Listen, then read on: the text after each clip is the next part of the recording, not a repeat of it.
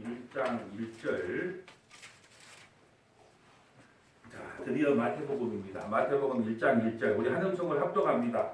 아브라함과 다윗의 자손 예수 그리스도의 계보라. 아멘. 할렐루야. 예, 수요예배에 참석하신 여러분을 환영하고 사랑하고 축복합니다. 예, 날씨가 많이 쌀쌀해져서 특별히 더 건강 관리를 좀 신경 써주셨으면 좋겠습니다.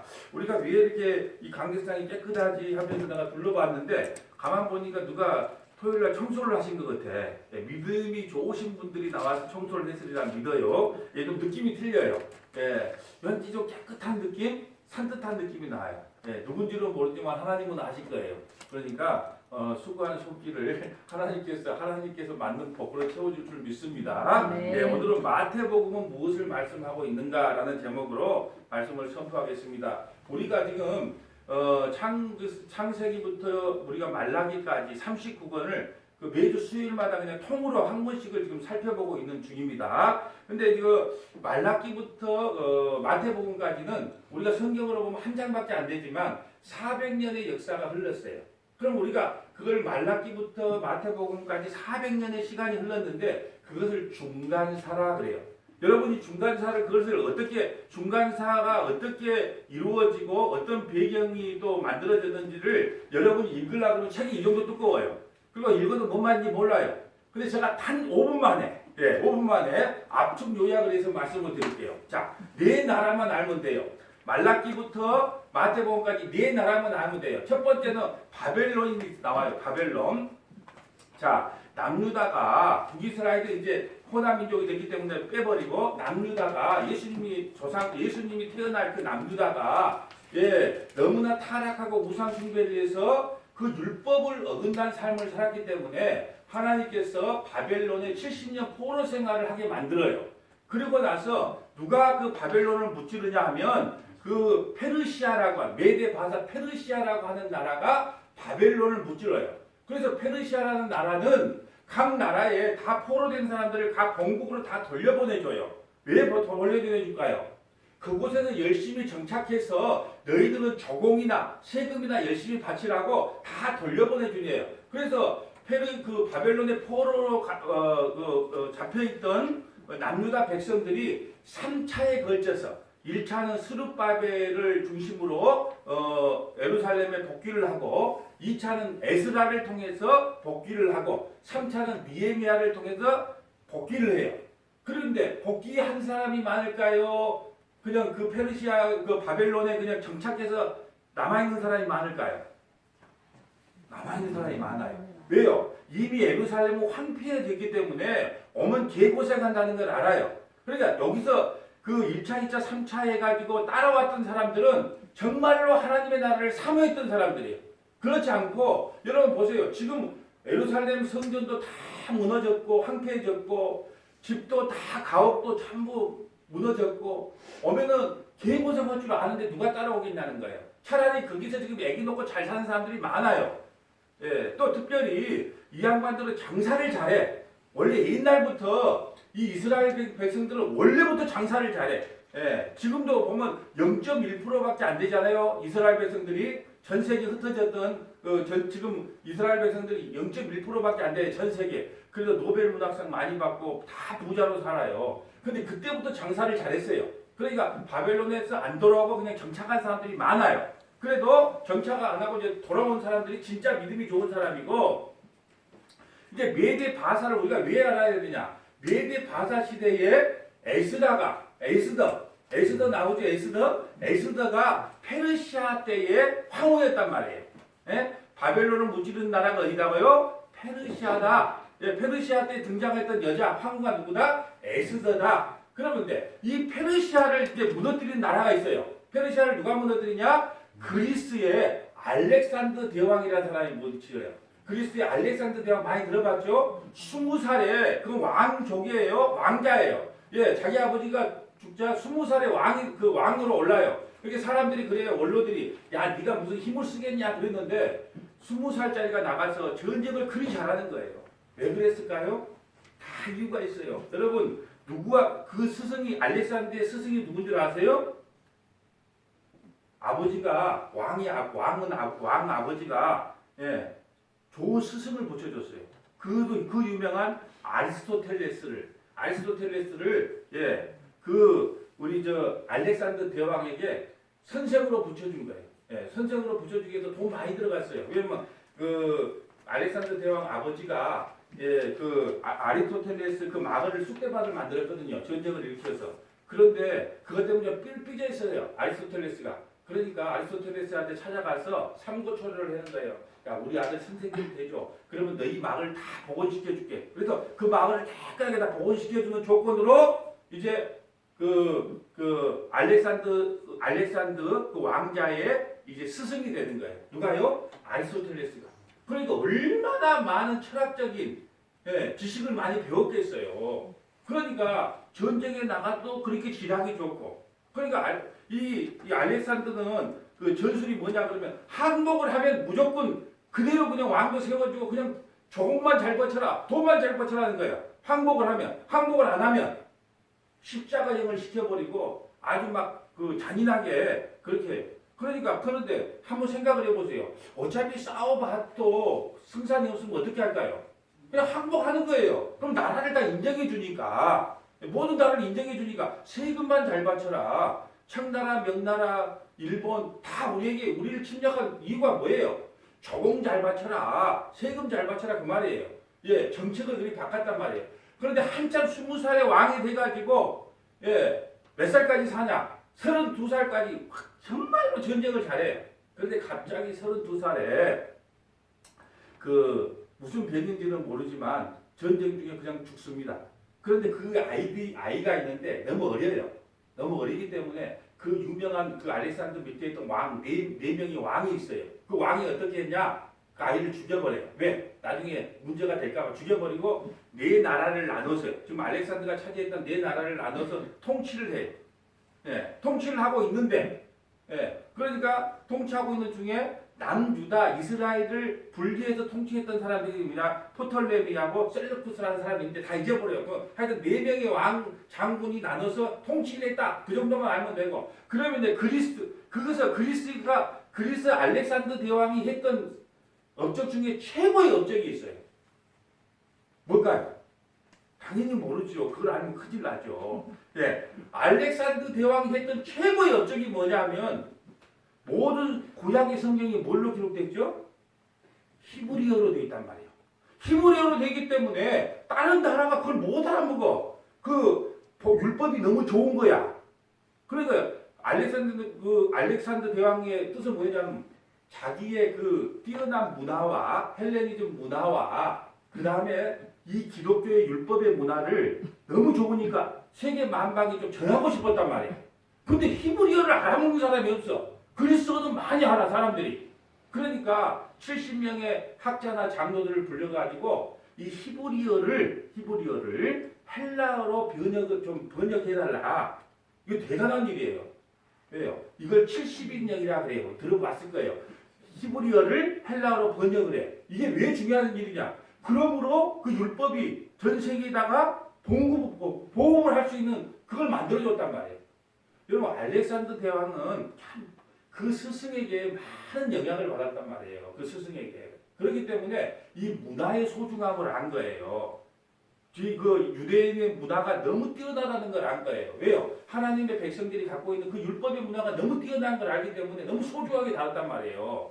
그런데 그만 32살에 비명 행사를 하고 나서 그 네 명의 왕이 나라를 다스리고 있는데 로마라는 나라가 일어나서 이제 그 그리스를 멸망을 시켜요.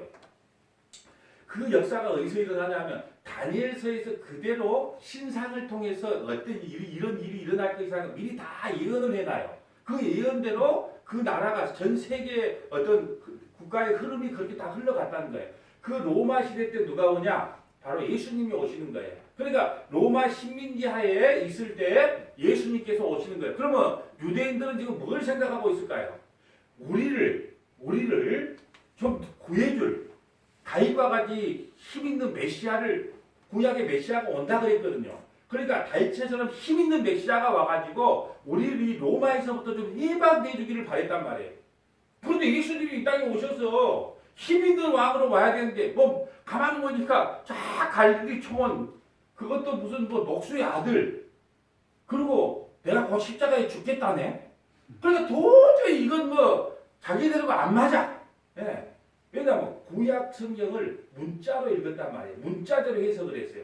진짜 그 안에 있는 영적인 의미를 깨달아야 돼요. 여러분 유대인들은 율법을 다 외웠단 말이에요. 구약 성경을 달달 외울 정도예요.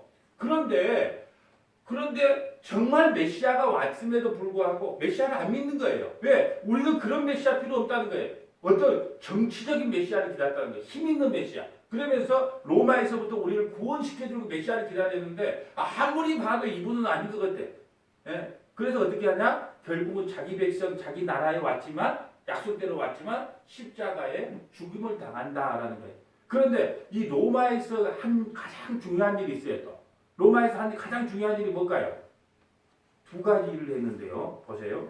여러분 사도 바울은 전도 여행을 어떻게 다녔을까요? 걸어 다녔을까요? 걸어 다니면 그렇게까지 멀리까지 1차, 2차, 3차 그렇게까지 멀리 못 다녀요. 참 로마라는 나라는요. 모든 길은 로마를 통해 얼마나 도로를 잘 닦아놨는지 몰라요. 로마. 왜 그랬을까요?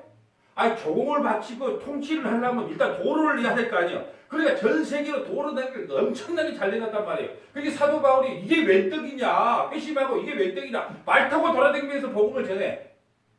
또 여러분 해전에 강해야 되잖아. 그리스는 해전에 강해요. 그럼 그 그리스를 무너뜨리려면 해군 배를 좀 단단하게 만들어야 될 거 아니에요. 그러니까 또 배를 타고 다니네 로마로. 그러니까 선교의 하기가 너무 좋게 만들어놨어요. 누가 이 작업을 해놨을까요? 하나님께서 도로를 잘 닦아놨고 배를 단단하게 만들어놨어요. 왜요? 이방의 선교를 다니라. 그러니까 사도 바울을 위해서 하나님께서 미리 다 준비를 해놨다니까요. 그런데 더 1+1이 있어요. 그 사도 바울은 무슨 시민권자가 있어요? 로마의 시민권을 갖고 있어요. 그러니까 무사 통과요. 함부로 하도 못해. 그러니까 백부장은 돈 많이 주고 그걸 샀다 그래. 그런데 사도 바울은 뭐라 그래? 나는 태어날 때부터 로마 시민권을 가졌다. 로마 시민권을 가진 자는요 함부로 할 수가 없어요. 지금 우리 미국 시민권만 갖고 있어도요 그 한 사람을 구하기 위해서 그 나라하고 전쟁을 해요. 북한에 누가 잡혀갔는데 결국 그 소년 누가 죽긴 했어도 너희들 안 주면 공격하겠다 협박을 했기 때문에 그냥 다 죽어가는 애도 돌려준 거예요. 그만큼 로마 시민권을 갖고 하나님께서 전 세계에 복음을 선포하기 위해서 미리 다 나라별로 준비를 해놨 뿐 아니라 그런 교통수단까지 다 준비를 해놨어요. 그게 바로 이 복음서가 나올 수 있는 기회를 만들어 놨다는 거죠. 자, 이제 마태복음을 보는데 벌써 20분이 지나갔는데 왜냐하면 아까 5분 만에 왜냐하면 그 두꺼운 책을 여러분은 3박 4일 읽어도 뭔 뜻인지 모른다니까요. 근데 그 중간사를 그 4개 나라만 딱 알고 그렇게 해서 이렇게 예수님이 오시게 됐구나 딱 그까지만 알면 그 두꺼운 책 읽을 필요가 없어요. 제가 가장 잘하는 게 뭐냐? 너희들은 쉬운 것도 어렵게 설명해. 근데 분량이 많은 어려운 것도 함축해서 설명을 해. 그 자기 자랑이에요. 그냥 내 자랑한 겁니다. 근데 가만 보니까 내가 자랑할 만하대. 왜? 어려운 걸 내가 한 번 보면 다 쉽게 뭔 말인가를 금방 알아먹어. 여러분 귀가 열려서 그런가 너희들은 다 어렵대. 근데 그걸 한 번 딱 보니까 이게 뭔 말을 하려는가가 딱 눈에 보이는 거예요. 다 하나님의 은혜죠. 여러분 마태복음의 이 저자 마태라는 뜻은요 하나님의 선물이라는 뜻이에요. 마태의 뜻은 하나님의 선물. 왜 하나님의 선물일까요? 마태의 직업이 뭐예요? 세리라고 붙어요. 여러분 자기 직업을 앞에다가 세리라고 마태가 기록을 해놓고 자기 이름을 세리라고 붙이면 참 웃긴 거예요. 세리 그럼 뭐냐? 도둑놈 마태 이런 뜻이에요. 무슨 말이냐면 세리라는 뜻은 자 로마 식민지하에 있는데 자기가 피를 묻히기 싫은 거예요. 로마가 스스로. 그러니까 뭐예요? 로마 유대인들 중에서 공부 좀 잘하고 똑똑하고 그런 놈들 뽑아가지고 세리를 시킨 거예요. 뭐야? 수금사업을 시킨 거예요. 뭔 세금은 통행세 뭐 다 그렇게 만들어. 그러면 이 세리들이 거들한 것만 거뒀겠어요? 아니죠. 자, 1년이면 한 10만 원 거두면 된다는 것을 한 30만 원 거둬갖고 20만 원은 다 자기 속에, 자기 민족을 뺏는 거예요. 그러니까 세리하고 창기가 있는데 누가 더 나쁘냐? 그때 당시 세리가 나빠요? 원파라면 창녀가 나빠요? 그러면 세리가 더 나쁜 거예요. 그러니까 죄인 중에 괴수예요. 죄인 중에 죄인이 셀이란 말이에요. 사람 취급을 안 해. 근데 마태는 왜 자기가 마태인데 하나님께서 창세전에 이름도 정해졌다니까. 왜? 하나님의 선물로 네가 구원받은 거지. 네가 무슨 뭐 착한 일에서 구원받은 게 아니야. 그래서 마태라는 이름이 하나님의 선물이라는 뜻이고, 앞에다가 마태는 자기 이름을 세일이라고 붙여요.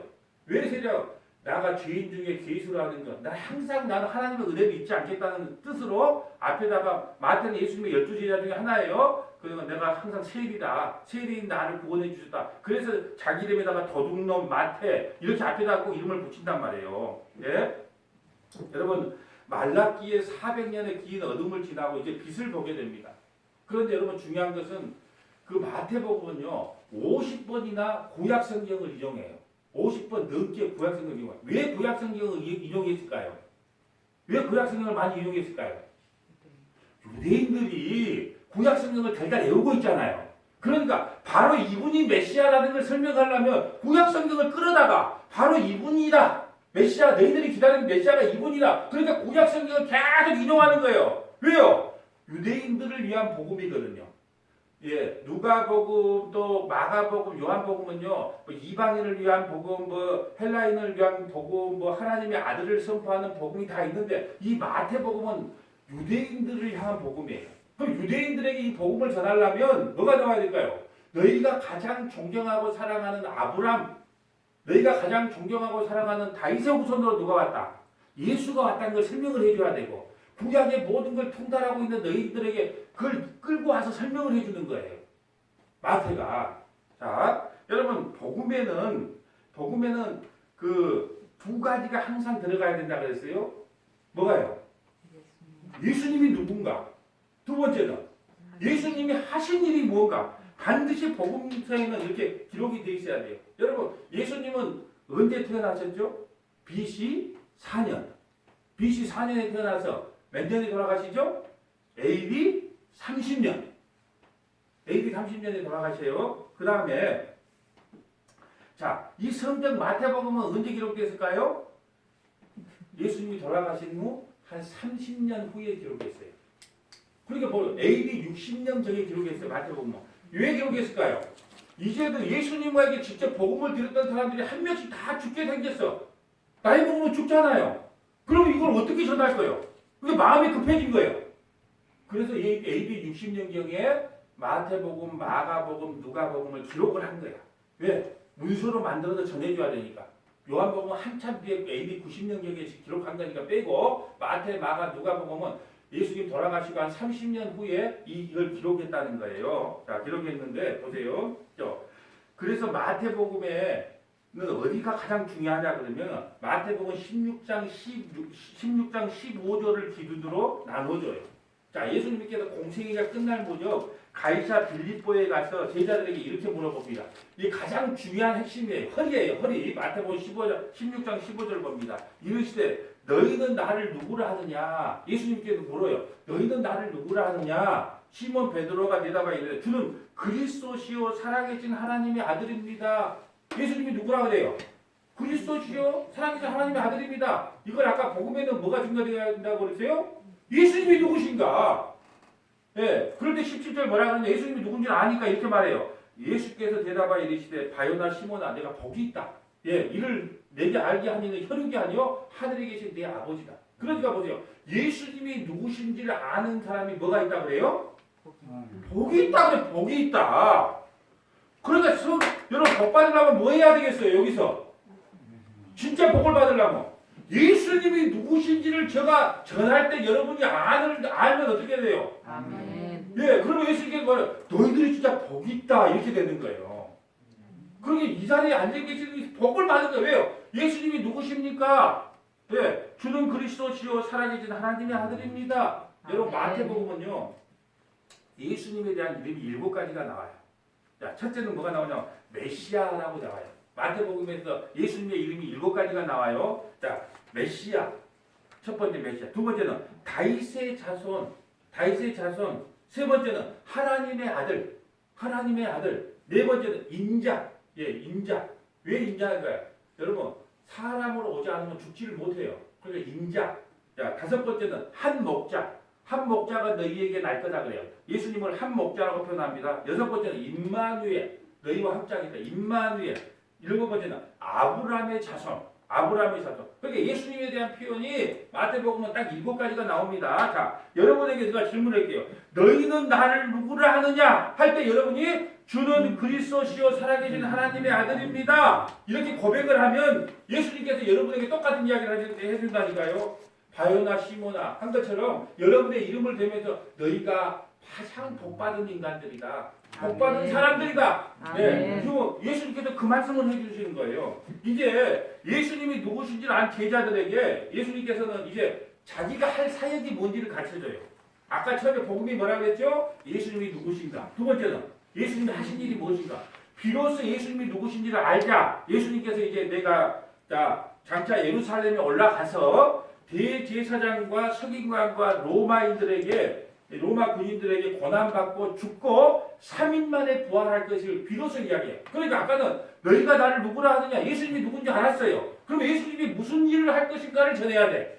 이게 복음이기 때문에 자, 마태복음 16장 21절 봅니다. 이때로부터 예수 그리스도께서 자기가 예루살렘에 올라가 장로들과 대제사장들과 서기관들에게 많은 고난을 받고 죽임을 당하고 제3일에 살아나야 할 것을 제자들에게 비로소 나타내시니라 이렇게 말하는 거예요. 그러면서 더 놀라운 이야기를 하는 거예요. 지금 메시아다 그러니까 힘 있는 왕으로 알았단 말이에요. 그런데 가만 보니까 다윗처럼 힘 있는 왕이 아니고 섬기는 왕으로 왔다는 걸 또 설명을 해요. 마태복음 20장 28절 예수님이 이 땅에 오신 이유가 뭐냐? 인자가 온 것은 섬김을 받으리 함이 아니라 도리어 섬기려 하고 자기 목숨을 많은 사람의 대속물로 주려 한다. 그럼 예수님이 하신 일이 뭐예요? 나는 내 목숨을 너희들을 위하여 주기 위해서 왔다는 거예요. 그러니까 대제사장과 서기관들과 바리새인들은 아까 로마에서부터 우리를 구원해 줄 그 메시아를 원했는데 다윗처럼 강력한 메시아를 원했는데 십자가에서 죽는다는 거예요. 그러니까 당신 메시아 아니라는 거예요. 그래서 지금까지 안 믿어. 유대인들은 지금까지 안 믿는다니까. 예수님 지금까지 안 믿어. 예. 오히려 이방인들 우리가 믿게 된다니까요. 자, 그 섬김의 최종 자리가 어디냐? 십자가라는 거예요.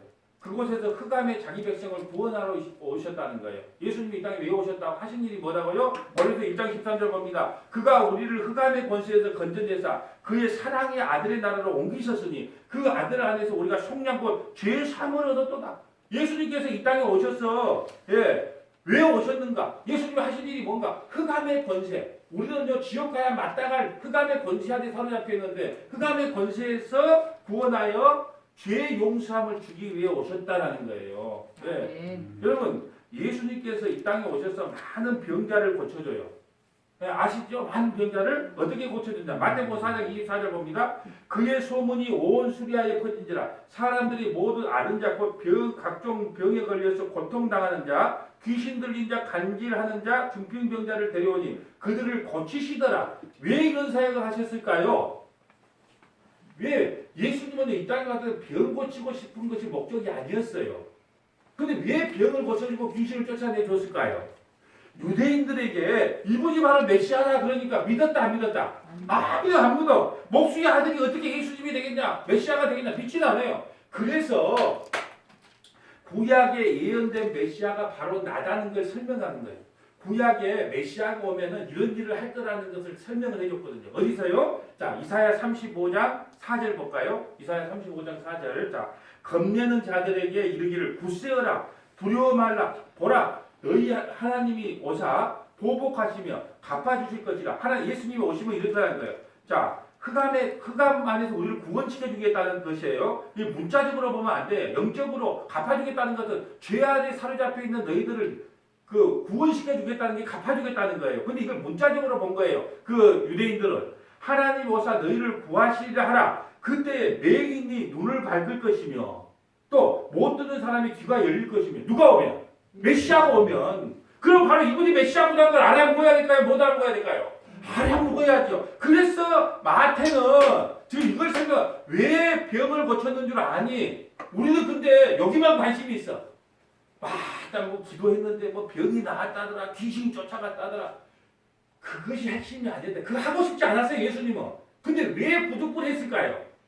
내가 이사야 선지자가 예언했던 그 메시아가 나라는 것을 설명을 하기 위해서 그 병을 고쳐주고 귀신을 쫓아냈다는. 왜요? 그대로 성취돼. 그때 매인이 눈을 볼 것이고, 그래서 눈먼 자의 눈을 뜨게 해준 거예요. 못 듣는 사람의 귀를 열릴 것이며, 그때 저는 자는 사슴같이 뛸 것이고, 그래 안진뱅이 이렇게 하죠. 말 못하는데 혀를 터는 노래하고, 이는 광야에서 물이 쏟겠고 사막에서 시내 걸을 것이다.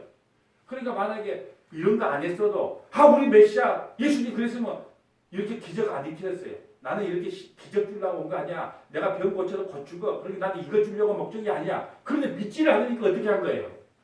구약에 예언된 메시아가 나다는 걸 설명하기 위해서 부득불 그걸 한 거예요. 근데 우리는 메시아인 건 잊어버리고 그냥 예수님이 병을 고쳤다더라, 귀신을 쫓아냈다더라, 거기만 관심을 갖는다는 거예요. 그러면 우리가 유대인들 되는 거예요. 아무리 말해도 못 알아먹는다니까. 거기만 관심을 갖지 말아. 예수님의 본 모습은 그거 아니었다니까요. 병 고치고 싶은 마음이 없었어요, 진심은.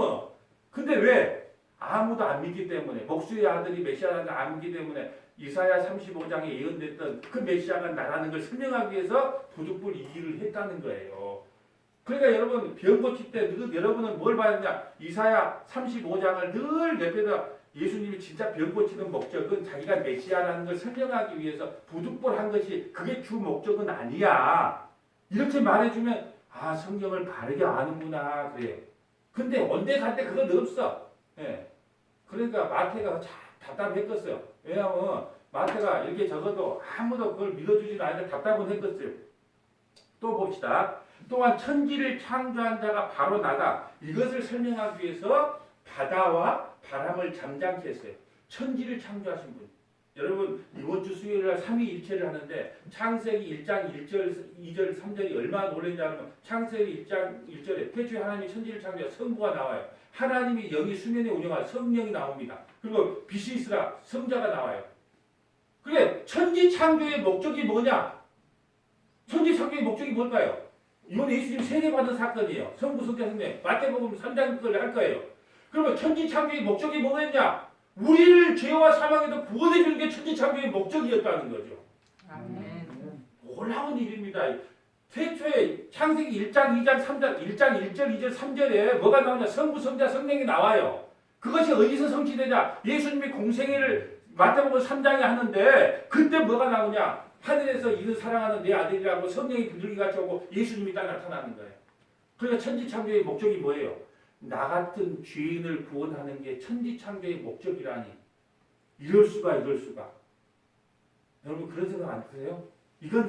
그건 별 관심 없어요. 그렇게 해야 되겠어요. 이 천지를 창조하는 것이 미국을 위해 창조한 것도 아니고 누구 대통령 뽑으려고 창조한 것도 아니고 저와 여러분을 구원시키는 게 천지창조의 목적이라는 것보다 더 놀라운 사실이 어디 있겠냐는 거죠. 근데 그걸 보는 사람이 없대. 예. 창세기 1장 1절, 2절, 3절 보면 이게 성부, 성자, 성령이다. 성부, 성령, 성자라고 말한 대목을 들어본 적이 있어요? 없어요? 없죠. 예. 자, 일단은 왜 바람과 바다를 잠잠케 했느냐? 마태복음 8장 24절 봅니다. 바다에 큰 놀이 일어나 배가 물결에 덮이게 되었는데 예수께서는 주무시는지라 그 제자들이 나와 깨워 이르되 주여 구원하소서 우리가 죽겠나이다. 예수께서 이르시되 어찌하여 무서워하냐? 믿음이 작은 자들아. 믿음이 작다는 것은 없다는 거예요.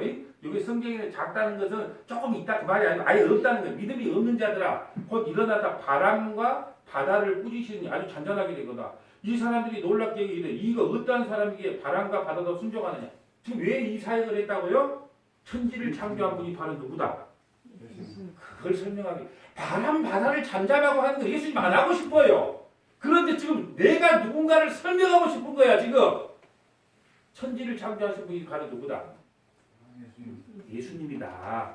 그러니까 당연히 바다 같은 건 아무것도 아니죠. 자 보세요. 마태복음 14장 25절 밤 사경에 새벽에 예수께서 바다 위로 걸어가서 제자들이 오고 자 예수님께서 바다 위를 걸어가. 이것도 또 추상해. 그러니까 여기 또 바다 위를 걸어가는 사람도 있긴 있대. 왜 주부 큰 걸 해가지고 톡톡톡톡 걸어가면서 몇 바퀴 걸어갔다고 또 막 그 세상에 이런 일이 막 나오대. 왜 바다 위를 걸어갔냐? 여러분 바다라고 하는 것은 유대 사상에 죽음을 상징해. 밑에 미워라랑이 있고 용이 있고 바다라고 하는 무서움이 공포가 있어. 그래서 천국에는 뭐가 없더라? 바다가 없더라 그래. 성경을 읽어본 분 알아요. 왜 바다가 없어요? 두려움, 공포, 죽음이 없다는 걸 바다로 설명해. 그리고 예수님이 바다 위를 걸어왔다는 건 무슨 뜻일까요? 내가 죽음의 문제, 사망의 문제, 저주의 문제, 두려움의 문제를 밟아버리라. 그런 의미를 내포하고 있다는 거예요. 그래 단순히 바다 위로 걸어왔다 신기하다가 아니에요. 내가 왜 이 땅에 왜 요한계시록에 보면 다시는 바다가 있지 않더라 그래요. 바다는 뭘 상징이기 때문에 저주, 지옥, 사망 그걸 우리에게 보여주기 설명해주기 위해서 바다 위를 걸. 그럼 할 말이 많네 또 요한복음에 가면 또 뭐 물이 포도주로 바뀌는 사건, 뭐 하여튼 뭐 소경을 눈뜨는 사건 다 예수님이 이 땅에 왜 오셨는가를 우리에게 설명해 주는 거예요. 근데 우리는 그런 건 관심 없어. 무조건 기적. 예. 사탄이 여러분 눈을 막아놔서 그래요. 눈이 열리면 그건 아무런 의미가 없는 거구나. 죽은 나사로 살리면 뭐야? 곧 죽는데. 그럼 뭘 설명하기 위해서일까요? 그러니까 우리 죽은 자를 살시는 하나님께서 뭘 못하시겠습니까? 그 따위로 이야기하면 안 돼.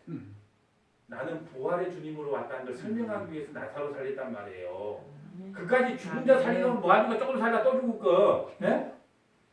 근데 그 의미는 진짜 의미를 모르고 그냥 눈에 보이는 기적, 이적, 표적 진짜 여러분 거기다 한번 데살로니가 내가 시간이 없어서 못 찾아보니까 데살로니가 후서 2장 8절부터 9절을 여러분이 집에 가서 찾아보고 읽으세요. 데살로니가 후서 2장 8절부터 9절에 보면 뭐라고 되어 있냐? 데살로니가 후서 2장 8절부터 9절을 보면 모든 기적과 이적과 표적은 진리를 믿지 못하게 하는 사탄의 계획이다 그래요.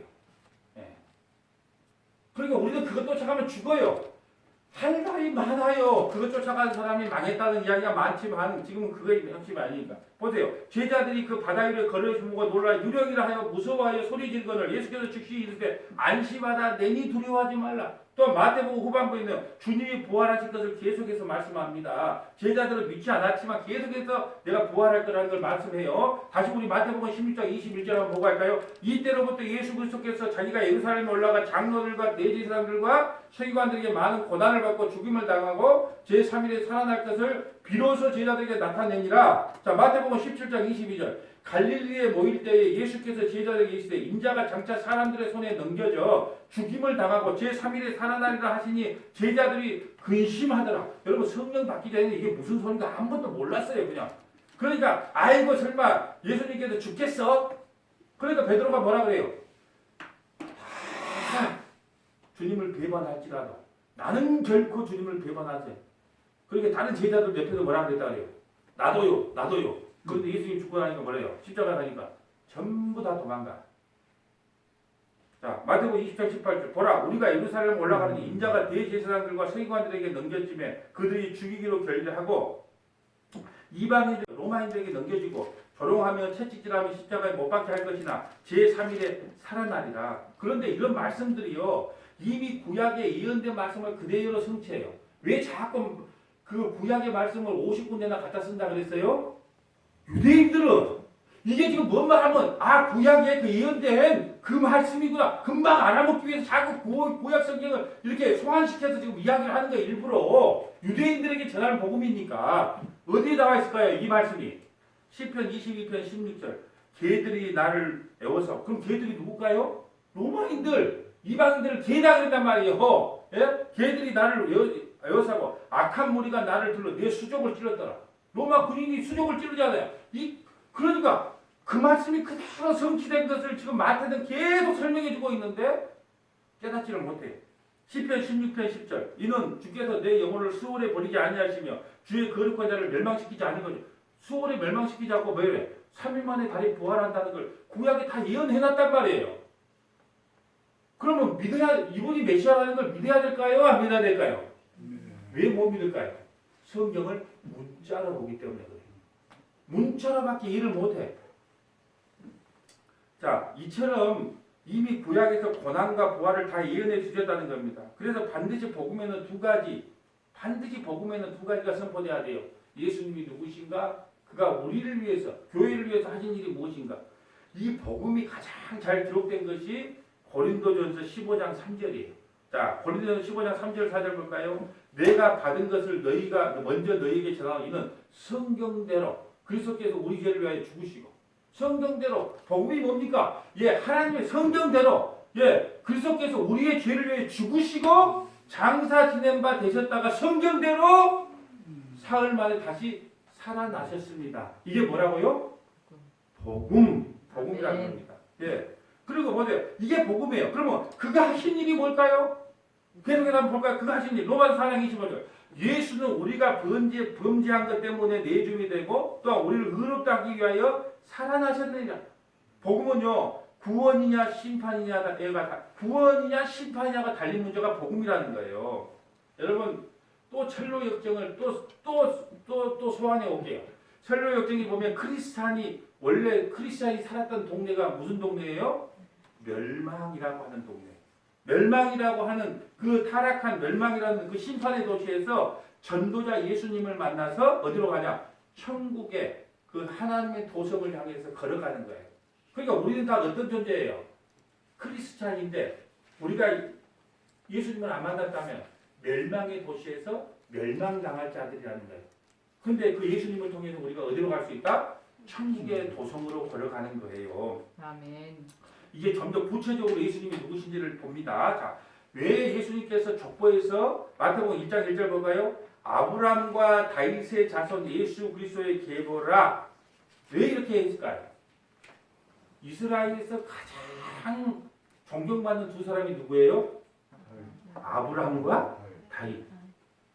그래 너희가 가장 존경하는 믿음의 조상이 누구냐? 아브람 아니냐? 그리고 너희가 가장 기다리는 왕이 누구냐? 다윗 아니냐? 그의 후손으로 누가 왔다? 예수 내가 왔다. 그러니까 내가 뭐다?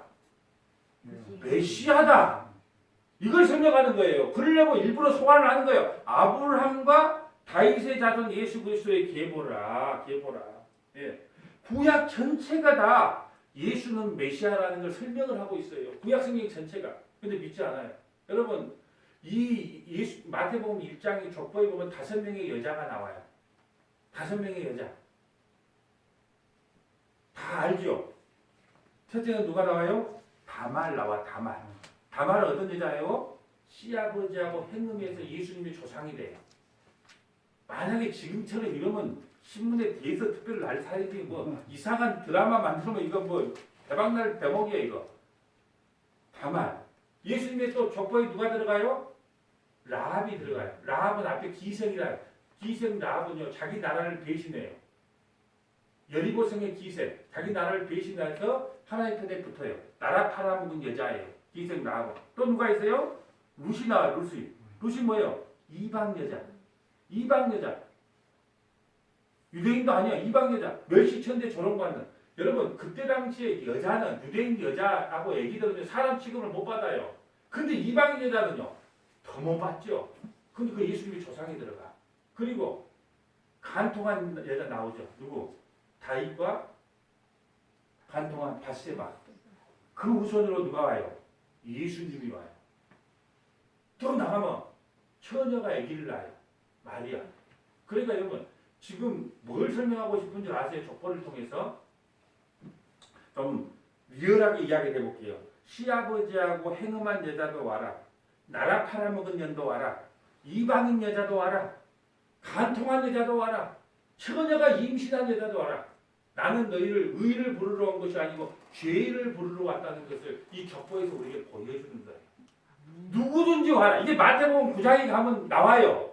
나는 의를 부르러 온 것이 아니요 죄를 부르러 왔다. 그래서 병든 자들이 나는 병든 자들이 의사는 병든 자가 의사가 필요하다는 거예요. 그게 병든 사람들을 그다 포함시켜 놓은 거예요. 족보에 놀라운 은혜가 포함되어 있습니다. 그러니까 이 족보를 보고 믿은 사람도 있대요. 원래 우리가 족보하면은 우리 문이점이 우리 조상인데 좀 리얼하게 원래 몰라 이제 그걸 하나 살짝 뭐 자기가 집에다가 해놓고 자기 돈벌이 하려고 갖고 온지도 몰라. 우리도 모르죠 그 내용을. 근데 우리는 어떻게 미아를 시켜요? 백성들이 그냥 홀곁에 이렇게 겨울에 이렇게 추운 것을 보고 그냥 그다가 숨겨가지고 그렇게 와서 사랑하는 마음으로 좋은 말만 쓰잖아. 여러분 누구 조상들 정기를 쓸 때 다 좋은 말 쓰지. 누가 어떤 사람하고 간통을 했다더라. 그 적은 조상이 어디가 있어요.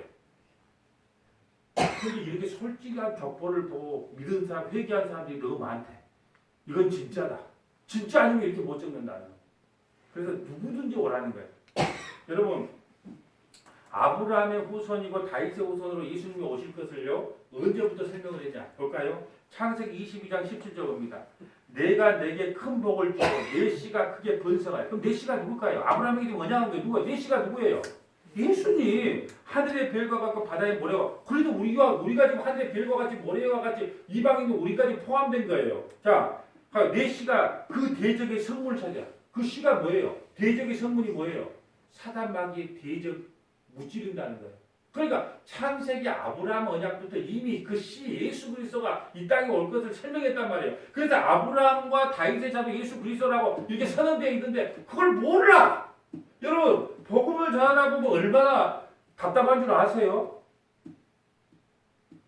야 이걸 전해야 되냐 말해야 되냐 왜? 여러분 못 알아먹는 걸 왜 전해야 됩니까? 뭐 나도 그렇게 좀 하나님한테 반문하죠. 그런 게 알아먹든 못 알아먹든 넌 전하면 돼. 그건 나머지 내가 알아서 할 일이 그냥 전하는 거예요. 예. 아멘. 예. 그걸 뭐 알아먹으려고 여러분 못 알아먹는 게 당연해요. 못 알아먹 그래서 하나님께서 그렇잖아요. 아니 진주를 개나 돼지한테 주지 마라. 그러면 그게 오히려 너희를 상하게 한다 그래요. 상하게 한다 그래도 나는 사역자니까 할 수 없는 게 있는 대로 전하는 거예요. 믿든지 아니 믿든지. 18절 볼까요? 또 내 씨로 말하면 천하 만민이 내 씨가 누구예요? 예수님을 통해서 천하 만민이 복을 받아요. 아까 복에 대한 그랬잖아요. 그 복이 누구예요? 예수. 예, 내가 나의 말을 준행하였느니라 하셨다 하니라. 또 이것뿐 아니에요. 자, 사무엘하 7장 14절 봅니다. 내 수완이 차서 내 조상들과 함께 누울 때 내 몸에서 내 씨가 내 뒤에 세워 그의 나라를 견고하게 하리라. 다윗 언약을 통해서 내 씨가 견고하게 하리라. 그 씨가 누구예요? 아까 지금 아브라함과 다윗의 자손 예수라는 거예요. 그 씨가 누구다? 예수다. 너무 성경이 다 예수님을 보니까 기가 막히더라고요. 요리 봐도 예수님, 저리 봐도 예수님. 내가 왜 여러분 한 분, 두 분밖에 안 있는데 왜 내가 밴드에다가 그렇게 생각날 때마다 올린 줄 아세요? 나 혼자 생각하고 있으면 그걸 잊어버리더라고. 근데 나중에 그렇게 여러분이 있든 안 있든 밴드에 나는 안 없어져. 안 없어지면 어떻게 해요? 혹시 성경에 관심 있는 분들이 와갖고 처음부터 모니터를 보고 우리 그 병원에 있는 전도사님 같은 사람이 한번 이제 우리 교회에 왔어. 그럼 어떨까요? 눈이 돌아가는 거야. 왜? 와, 요런 말이 있어도 위에서부터 밑에까지 다 훑어볼 수 있어. 그러려고 혹시 그런 분이 우리 교회에 오면 처음부터 끝까지 다 살펴봐라. 로마서도 살펴보고 복음이 뭔지 살펴봐라. 그런 분은요. 가만 눈이 있을 수가 없어. 눈이 돌아가. 왜? 이런 말씀이었어. 이런 말씀이었어. 그래서 있는 자는 더 있어진다 그래. 있는 자는 더 있을 것이요. 없는 자는 그 있는 것까지 빼앗긴단 말이 말씀을 이야기하는 거예요. 있는 자는 계속 풍성해져. 이거였어. 없는 자는요. 옛날에 나도 다 해봤어. 네? 옛날에 다 해봤어. 여러분 신앙생활에 옛날은 없어요. 하나님 앞에 가서 그러세요. 옛날에 내가 다 해봤습니다. 그럼 하나님 그거 잘했다 그럴 거예요? 예, 옛날은 없습니다. 예. 지금이 중요해. 지금이. 그러니까 왜 있든지 아니 있든지 내가 계속 올리면서 그다 보관해 놓은 이유가 있어요. 혹시 서문학교에 말씀을 사모해서 눈이 돌아가는 성도 한 사람만 알아. 그러면 처음부터 끝까지 잠을 안 자고 계속 그거 읽으면서 한 명만 던지면 된다. 예. 그런 의미에서 올려놓은 거예요. 그러니까 그걸 보물로 보이면은요 눈을 못 떼. 예. 틈날 때마다 보고 있죠. 읽고 또 읽고. 그러면요 앵간한 신학교 졸업한 사람요 그거 해놓으면요 따라오지를 못할 겁니다. 예. 저는 그렇게 확신하기 때문에 읽든지 하든지 계속 올려요. 자 보세요. 16절 볼까요? 내 집과 내 나라가 내 앞에서 영원히 보존되고 내 왕과 영원히 견고하리라. 약속이 돼 있어요 안 있어요? 다 돼 있어요. 구약에 예언된 메시아가 바로 나다. 예수님이다. 이걸 지금 마태는 설명하고 있는 거예요. 그러므로 갈라디아서 4장 4절 때가 참에 하나님이 그 아들을 보내사 여자에게 나게 하시고 율법 아래에게 나게 하신 것은 바로 때가 차야 돼요. 언제? 로마 시대 때. 아무 때도 오면 안 돼 예수님. 때가 차야 돼. 막 아무데나 갖고 메시아다 그러면 돼야 안 돼요? 때가 참에 그때가 언제예요? 로마 시대 때 예수님 온다 그랬잖아요. 다니엘에 예언이 돼 있잖아요. 로마가 나라를 다스리고 있대. 산에서 뜨인 돌이 와서 그걸 박살내겠다 그러잖아요. 근데 무력으로 박살내는 게 아니에요. 뭘로요? 십자가의 사랑으로 세상을 정복한다 이거예요. 그러니까 반드시 로마 시대 때 와야지. 그 때가 참해요. 때가 참해. 하나님이 그 아들을 보내 여자에게서 나게 하시고 율법 아래에 나게 했다. 율법 아래에 있는 자들을 속량하시고 예, 우리로 아들의 명분을 얻게 하렵니다. 예. 자, 보세요. 창세기 3장 15절 볼까요? 내가 너로 여자와 원수가 되게 하고 내 후손도 여자의 후손과 원수가 되게 하겠다. 여자의 후손은 내 머리를 상하게 할 것이요 너는 그의 발꿈치를 상하게 할 것이다.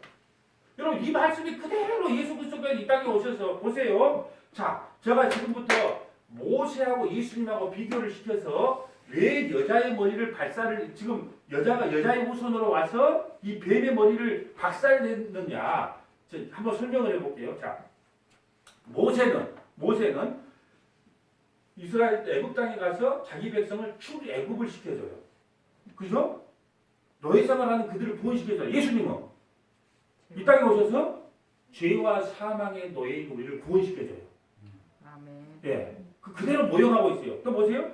예수님은 자기 백성을 데리고 어디를 통과해요? 홍해를 통과해요. 홍해 통과한 걸 뭐라 그래요? 고린도전서에서 세례 받았다 그래요. 예수님은요. 요단강에서 죄를 요한으로부터 모든 죄를 전가받고 세례를 받아요. 우리의 모든 죄를 누가 전가받는 거예요? 예수님이 세례를 통해서 다 전가시켜 주는 거예요. 모세는 요단강을 건너서 자기 백성들을 구원하고 예수님은 자기 백성과 하나 돼서 십자가에서 죽고 부활을 세례라는 건 죽고 사는 거예요. 그리고 요단강에서 세례를 받음으로 이미 홍해를 건넌 사건을 그들에게 이룬 거예요. 또 보세요. 그 모세는 광야 40년을 통하여 이스라엘 백성 그걸 인도를 해요. 어디로요? 가나안 땅으로. 광야 40년을 통해서 모세는. 예수님은요. 광야 40일 금식 기도를 하면서 마귀를 물리쳐요. 지금 그걸 계속 좀 비교해요. 자, 보세요. 모세는 산 위에서 율법을 받아요. 예수님은 산상수훈, 마태복음 5장, 6장 진짜 산상수훈을 통해서 우리에게 뭔 복음? 은혜의 복음을 선포해요. 네? 자, 모세는 광야에서 만나를 먹여요. 만나를 먹어도 죽어야 살아요. 예수님은 우리에게 그 만나가 뭐라 그래요? 생명의 떡, 영생을 이야기하는 거예요. 그러니까 모세를 설교를 했다. 그러면 뭘 소환해야 될까요? 예수님을 그대로 소환해가지고 바로 이거 예수님을 모형하고 있습니다. 모세는. 그러면서 예수님 설교가 나와야 설교겠죠. 아멘. 광야 40년 설교하면 뭐합니까? 불구이고 그렇게 우리 인도하셨습니다. 그러니까 하나님께서 우리를 어디로 가는지 인도합니다. 그게 아니고 성령께서 우리와 함께 한다는 것, 신약을 끊고 와야 된다니까요. 신약을 끊고 와야 해석이 된단 말이에요. 신약을 끊고 와야 해석이 된단 말이에요. 그 구약만 나누면 저주받은 율법으로 그냥 우리 죽는 거예요. 율법은 저주예요. 근데 율법 설교만 하고 말아. 뭘 끊고 와야 되는데? 신약을 끊고 와야죠. 왜 불구등과 구름기둥을 우리 인도하시 아닙니까? 예수께서 성령을 보내셔서 우리를 오늘이나 내일이나 늘 성령 하나님께서 우리와 함께 하십니다. 이걸 설명하기 위한 도구란 말이에요. 여러분 이것을 성취하기 위해서 여자의 후손으로 와서 그 뱀의 머리를 박살내겠다는 걸 성취하기 위해서 바로 마리아로부터 탄생을 시켜요. 그러면 그 여자의 후손이 누구예요? 예수님인데 그 여자가 누구예요? 마리아. 에? 그게 여자의 후손으로 와서 뱀의 머리를 박살내겠다. 그러면 모든 것은 여자의 후손이 아니고 남자의 후손이라고 해요. 남자의 씨로 태어났잖아요. 근데 여자의 후손으로 온다 그래요. 여자의 후손은 누구? 성경으로 잉태해서 마리아에게서 낳은 그 여자의 후손이 그래도 마리아란 말이에요. 예? 자, 마태복음 1장 22절 볼까요? 이 모든 일이 된 것은 주께서 선지자로 하신 말씀을 이루려 하십니다. 어디서요? 선지자들. 모세부터 생각해 전부 선지자들이 다 누구 이야기한 거예요? 여자의 후손으로 온 예수 그리스도께서 그 죄와 사망 사탄의 머리를 박살낼 것이라는 그 예언하고 왔단 말이에요. 여자의 후손은 그 여자가 누구예요? 마리아 아닙니까? 마리아. 그래 그걸 완전 몰랐다고 난 놀랬네. 아니 마리아 그럼 마리아 다 여자의 후손이니까 마리아는 다 알고 있었 다 알고 계시죠? 알고 있었는데 모른 척하면서 나를 한번 놀려주는 건 당연히 여자의 후손도 마리아 그 모든 것은 남자의 씨로 오는데 예수님만이 여자의 씨로 온 거예요. 여자로 온 거예요. 여자. 성령으로 잉태됐단 말이에요. 남자 씨가 아니고. 왜 남자 씨면 안 될까요? 그 씨 자체가 죄이기 때문에 그래요. 23절 보라 처녀가 잉태하여 이게 바로 여자의 후손이라는 거예요. 여자의 후손은 내 머리를 여자를 상하게 할 것이요.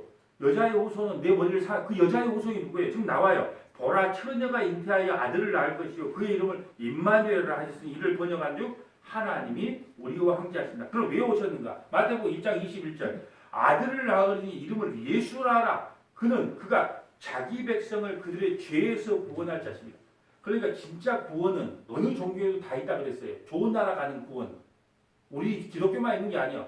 근데 구원론이 틀리다 그랬어요. 우리는 좋은 나라로 가는 구원을 이야기하는 게 아니에요. 뭐예요? 죄에서부터 구원하는 거예요. 그러니까 죄에서부터 구원할 수 있는 종교가 있다 없다? 어떤 미친 신이 자기 아들을 보냈어. 십자가에 죽이면서 그 죄 문제를 해결하겠냐는 거예요. 그런 신이 있으면 좀 가르쳐 주라니까요. 여러분 유대교도 이번 주일날도 설교했던 유대교도 이슬람도 전부 하나님 믿어요. 아브라함 믿습니다. 근데 뭐만 안 믿어요? 예수님을 안 믿어. 예수님을. 그래 여러분 제발 유대인들 좀 똑똑하다는 말 유대 교육 그런 거 좀 관심 갖지 마세요. 뭐 그렇게 똑똑한 사람이 예수님을 모른단 말이에요? 근데 교회에서 쉐마 교육 뭔 교육 프로그램 갖고 그렇게 똑똑하면 예수를 안 믿으라 그래. 예수도 안 믿는데 뭔 교육이 좋다고 유대인 교육 유대인식 교육 그런 따위 소리를 하는데 현혹이 돼 있고 유혹이 빠지다는 거예요. 뭔 유대인 교육이 좋아요? 예수도 모르는데. 다 지옥 가야 되는데 뭐가 좋습니까? 우리는 무식해도 예수만 알면 돼. 그러니까 우리가 더 똑똑한데 우리한테 와서 배워야지. 무슨 유대교회 가서 교육을 배운단 말이에요. 우리 생각 좀 하고 삽시다 이제.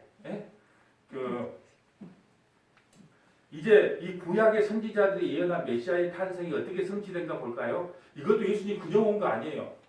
전부 마태는 일부러 구약 성경을 너희들 구약 성경 달달 외우지. 그런데 왜 너희들은 이 메시아를 인정 못하냐? 또 소환을 해요. 이사야 7장 14절 봅니다. 그대로 마태복음에 인용합니다. 그러므로 주께서 친히 징조를 너희에게 보여주기 보라 처녀가 잉태하여 아들을 낳을 것이요 그 이름은 임마누엘이라. 그것이 그대로 마태복음에 성취됐단 말이에요. 그런데도 못 믿어. 마태복음 1장 23절 이대로 성취됩니다. 보라 처녀가 잉태하여 아들을 낳을 것이요 그의 이름을 임마누엘 하라 하셔서 이를 번역가지고 하나님 우리와 함께 계신다. 또 어디서 태어날까도 이해 안 되네. 미가서 5장 2절 봅니다. 베들레헴 에브라다야 너는 유다 족속 중에서 작을지라도 이스라엘을 다스린 자가 내게서 나올 것이요 그의 근본은 상고에 영원하여. 베들레헴 그러니까요 그 헤롯에게 동방박사들이 잘못 찾아온 거예요. 당시 왕이 찾아오니까 궁전에 태어날 줄 알고 궁전으로 와서 헤롯한테 메시아가 태어났는데 어디 있습니까? 그러니까 메시아가 태어났다고? 헤롯이 그러잖아요. 그럴 때 물어봐 헤롯이. 메시아가 어디서 태어났는데? 서기관들 다 불러서 보는 게 다 알아. 어디서? 베들레헴에서 태어난다던데요. 예언이 돼 있거든요. 미가서 5장 2절. 그대로 베들레헴에 태어나요. 자, 마태복음 2장 6절 봅니다. 또 유대 땅 베들레헴아 그대로 너는 유다 고을 중에서 가장 작지 아니하는도다. 내게서 한 다스리는 자가 나와서 내 백성 이스라엘의 목자가 되리라. 그러니까 마태는 구약에 예언된 메시아를 그대로 인용해서 50회 넘게 인용을 해서 이분이 바로 메시아야. 이게 제발 좀 믿어라. 이걸 성령의 감동으로 기록을 한 거예요. 또 낙이 타고 갈 것도 예언을 하네. 스가랴 9장 9절 봅니다. 시온에 따라 크게 기뻐할지라 예루살렘에 따라 즐거이 부를지라 보라 내 왕이 내게 임하리니 그는 공의로우시며 구원을 베푸시며 겸손하여 나귀를 타시나니 나귀의 작은 것 나귀 새끼네. 나귀 새끼를 타고 갈 것도 예언해. 여러분 보세요. 어떤 사람이 나한테 나귀 새끼가 태어난 나귀 새끼를 타고 입성을 할 것이라는 것을 그게 예수님은 구약의 예언대를 그대로 성취하는 거예요. 그러니까 원래는 예수님을 그렇게 급하게 죽일 이유가 없어요. 근데 6월절에 그냥 급하게 돌아가서 죽이는 거예요. 그냥. 왜요? 구약의 예언대로 그렇게 죽여야 되니까. 마태복음 21장 5절 시온에 따라 이르기를 내 왕이 내게 이 말이니 그는 겸손하여 낙이 곧 멍에 매는 짐승의 새끼를 탔도다. 그대로 성취시키는 겁니다. 이처럼 이미 구약 성경을 통하여 메시아 언약을 예언하고 있고 오늘 마태복음의 저자 마태는요. 직업이 뭐예요? 세리예요. 세리는 뭐예요? 돈 뜯어먹는 사람이에요. 누가 냈는가 안 냈는가를 철저하게 적었던 사람이에요.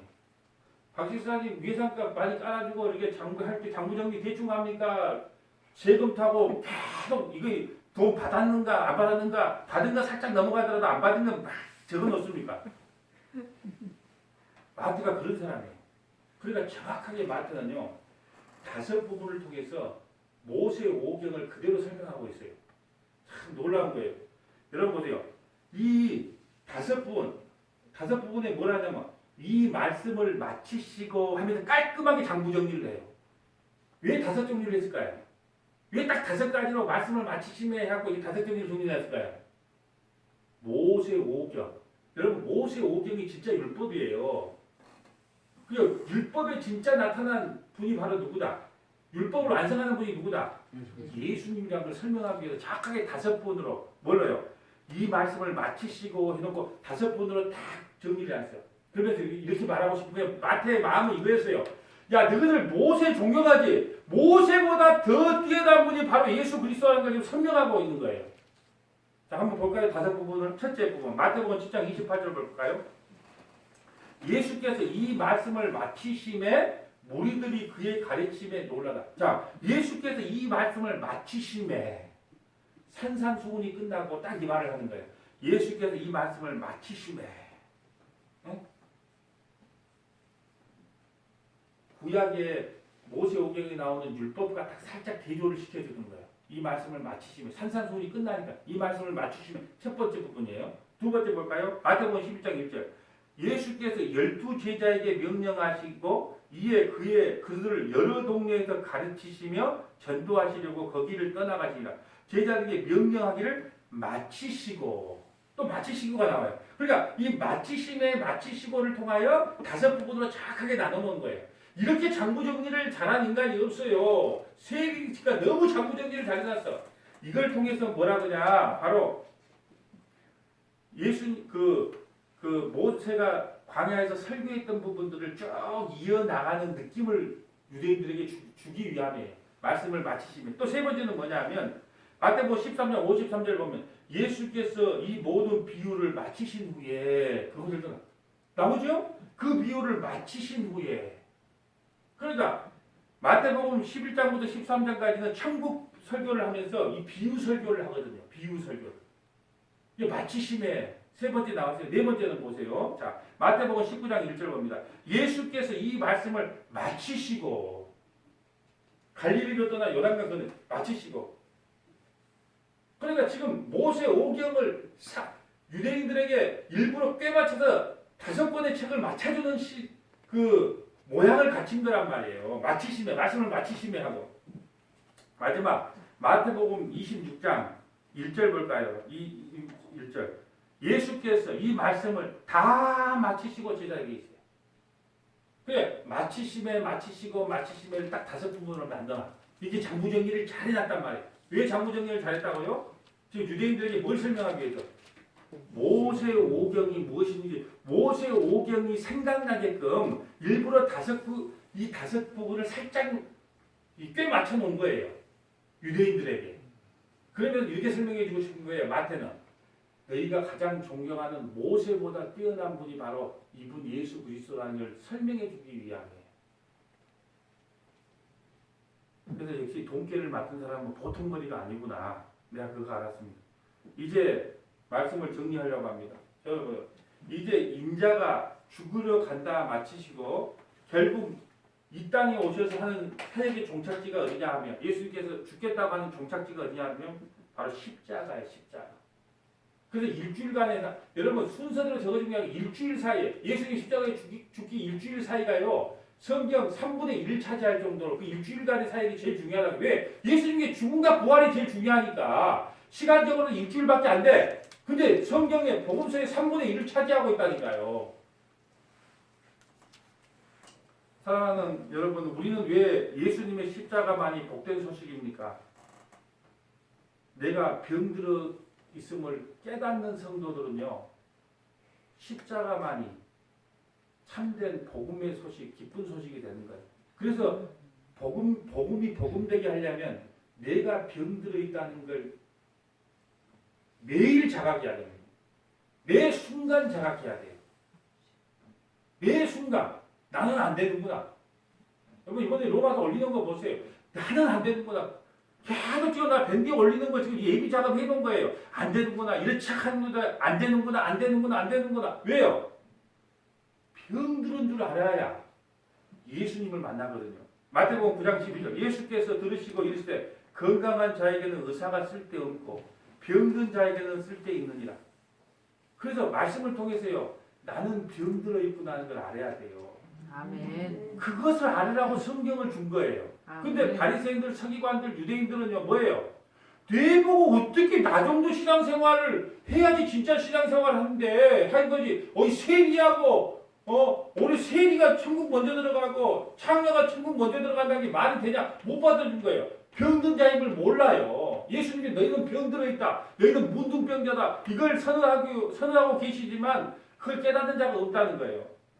너희는 가서 내가 궁유를 원하고 제사를 원하지 아니하자는 뜻이 무엇인지를 배우라.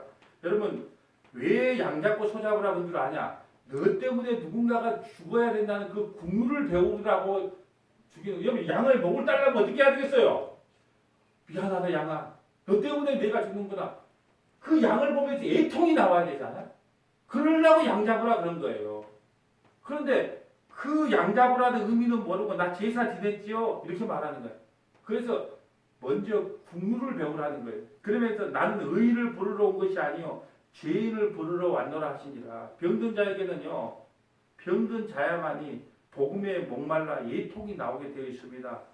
예수님을 알면 알수록요. 여러분 내 안에 선을 행하기 원하는 나에게 또 다른 내가 있어서 육체 안에 있는 또 다른 내가 있어서 내 속에 있는 악이 나온다고 로마서 7장 24절에 그렇게 나와요. 나는 선을 행하기 원하나 내 속에 악이 있어서 자꾸 악한 것이 나온다. 오라 공고한 자로다. 이 음침한 사망 고자에서 누가 나를 건져주랴 그래요. 여러분 죄가 뭐라 그랬어요? 여러분 인격 안에 있다니까요. 아무리 그걸 이기려고 해도 안 돼, 안 돼. 왜 그럴까요? 몸뚱이를 입고 있는 순간에요. 그것이 자꾸 내게서 나오는 거예요. 선을 행하기 원하는 나에게 자꾸 악이 나오는 거예요. 그럴 때마다 뭐가 오라 공고한 자로다. 이 음침한 상황에 걸쳐서 나 좀 건져줘. 그럼 뭐 때문에 끝날까요? 빨리 죽어야 돼요. 빨리 죽는 것밖에 방법이 없어요. 그래서 성경에는 성도의 죽음을 귀하게 여긴다 그래요. 왜? 그 죽는 순간에 모든 문제가 해결되기 때문에 그래요. 여러분 예수님께서요 승천하시면서 우리에게 사명을 한 가지 주고 갔어요. 제가 목사 안수 받기 전에 하나님 얼마나 성경을 안 읽었는지 성경 기도를 하는데 하나님께서 마태복음 28장 18절 이하를 펴서 읽어라. 새벽에 기도하는데 자꾸 목사 안수 받기 전에 그걸 펴서 읽어라. 요즘 같으라면 대충 뭐가 나와 있고 뭐가 다 할 거 아니에요. 얼마나 게을렀는지 몰라요. 가기 싫었는지. 마태복음 28장 18절을 펴서 읽으라고 궁금하겠어요? 안 궁금하겠어요? 자꾸 읽으라고 뭔 말인지도 모르는데 펴서 읽으라고. 근데 이것을 저에게 주신 말씀이라 제가 그래서 사역을 교육 목표로 바꾼 것이 이때 말씀을 받았기 때문에 그렇습니다. 예수께서 나와 말씀하여 이르시되 하늘과 땅의 모든 권세를 내게 주었으니 그러므로 너희는 가서 모든 민족을 제자로 삼아 아버지와 아들과 성령의 이름으로 세례를 베풀고 내가 너에게 분부한 모든 것을 가르쳐 지키게 하라. 가르쳐 지키게 하라. 그래서 교육 사역에 집중했던 이유가 사실 뭐 성경 통독원이든 뭐 책을 쓰고 이렇게 했던 것도 가르치고 지키게 하는 것.